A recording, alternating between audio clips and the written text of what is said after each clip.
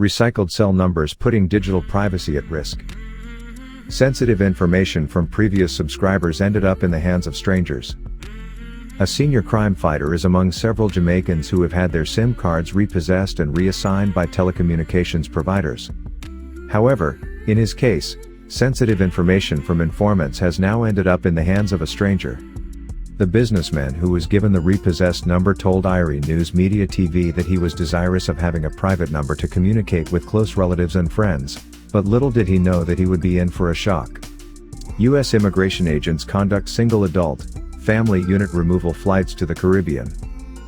Washington, CMC- the United States Immigration and Customs Enforcement, ICE, agency says it has coordinated with the U.S. Department of Homeland Security, DHS, and U.S. Customs and Border Protection, CBP, in facilitating multiple removal flights, including single adults and family units, to Cuba, Haiti, and Jamaica. On Friday, ICE said that nationals from Angola, Central America, Colombia, Ecuador, Peru, and Venezuela were also deported as part of dozens of other routine removal flights conducted throughout the hemisphere and around the world. Since May 2023, ICE DHS has removed or returned more than 300,000 individuals, including more than 45,000 individual family unit members, to their respective countries. Individuals who lack a lawful basis to stay in the United States are ordered removed, consistent with U.S. law, ICE said. All individuals who are removed have been screened for protection concerns. This policy applies to all non-citizens regardless of nationality to ensure the orderly and humane processing, transfer, and removal of single adults, family units and others determined to be removable, it added. ICE said non-citizens placed into removal proceedings receive their due process from immigration judges in the immigration courts, which are administered by the Justice Department's Executive Office for Immigration Review. Due to operational security reasons, ICE said it does not confirm or discuss future or pending transportation operations. ICE said its air operations facilitates the transfer and removal of non-citizens, including family units, via commercial airlines and charter flights in support of ICE field offices and other DHS initiatives. In fiscal year 2022, ICE said its enforcement and removal operations conducted 72,177 removals to more than 150 countries worldwide. Guy wants probe after teen reportedly turned away from hospital following alleged rape at school. Western Bureau. Following reports that a female grade 9 student of a St. Elizabeth-based high school was raped by an older student at the institution earlier this week, Dr. Maurice Guy is questioning whether the proper procedure was initially followed in getting treatment for the schoolgirl. Guy, the shadow spokesperson on health, told IRI News Media TV that he was informed of the ordeal, which reportedly took place on Tuesday in a bathroom. What happened is that a contact reached out to me to indicate that the child was seen by the police and sent to the hospital.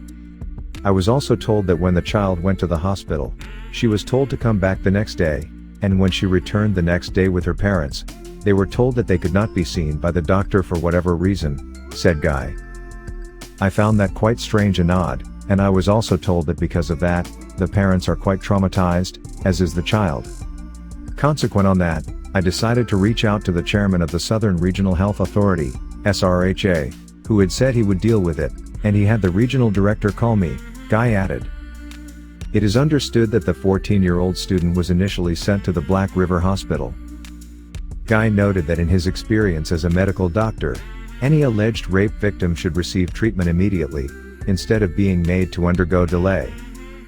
I am a little challenged to understand and appreciate this, and I can only speak from a third-party source, in that the usual thing would be that the police would take the alleged victim to the hospital. It came to my attention that she was told to go, leave and return, which is a little strange for me, said Guy. Be that as it may, that particular area of referral needs to be investigated, as to who dropped the ball. Secondly, for the child in a case like that to go to the hospital and be told to come back the next day is unfortunate. Being investigated. When contacted, SRHA Chairman Wayne Chen told IRI News Media TV that the reported incident is currently under investigation. However, he noted that when a reported rape victim seeks treatment, the standard procedure is for immediate medical treatment to be administered. I have no real facts on the case, And the only thing I have heard is that an underage girl was sexually abused by an underage boy. Normally, the person would go to the police because it is a police matter, and in terms of their injury, the nurse or doctor on duty would make a determination at that point, said Chen. Seeing as it is a police matter, the police would have to be brought in, and remember that we have an underage girl here, so they would be examined by a doctor on site, Chen added. When contacted by IRI News Media TV, the principal refused to comment. Cops on duty at the nearby police station said they were not authorized to speak on the matter. Attempts to contact Deputy Superintendent of Police in charge of St. Elizabeth Coleridge Minto, Assistant Commissioner of Police in charge of the Area 3 Division Glenford Miller, and Education Minister Fable Williams for comments were unsuccessful. Witness maintains cops fabricated aspects of statements.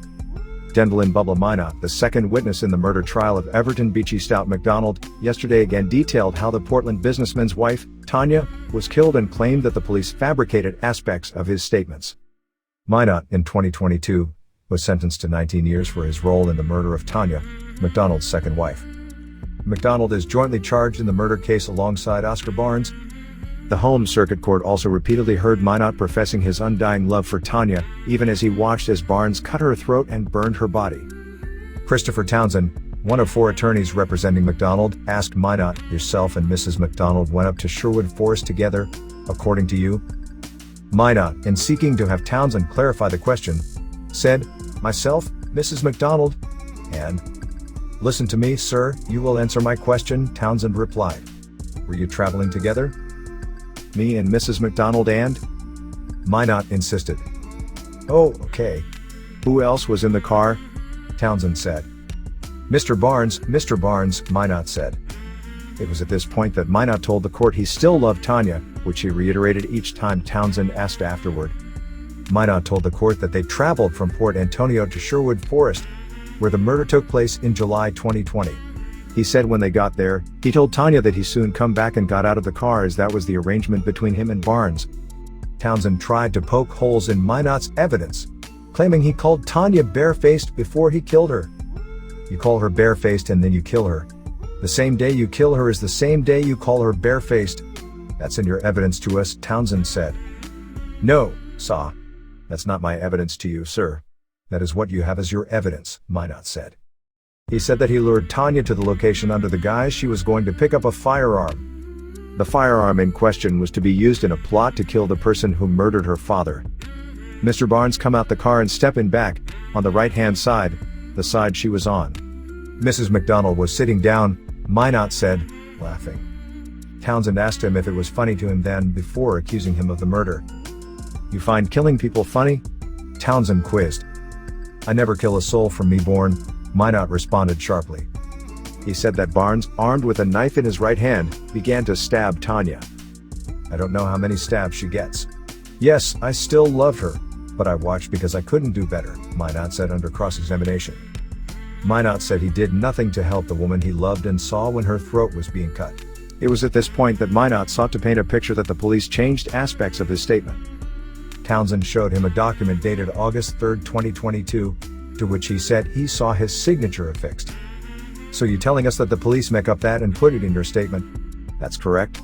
Townsend asked. I never tell the officer that. No, sir, Minot said. Still trying to discredit Minot, Townsend asked him about $650,000 in counterfeit money that was at his premises, alleging he collected the sum as proceeds from murder for hire. The police took that money from you? Townsend quizzed. No, sir, Minot said. So therefore, you still have that money? Townsend said. Yes, sir. That's my business. Minot said. You are a wealthy man. Is that the money earned from killing people? I'm just asking, just answer me yes or no, Townsend said. I'm not going to answer that, Minot said, even as Townsend persisted. Minot, during further cross-examination, said he could not read or identify words or things of that nature. He said the statements in court were written by the police and then read to him before he signed. The trial continues on Monday. McDonald was further remanded while Barnes had his bail extended and is to return at that time.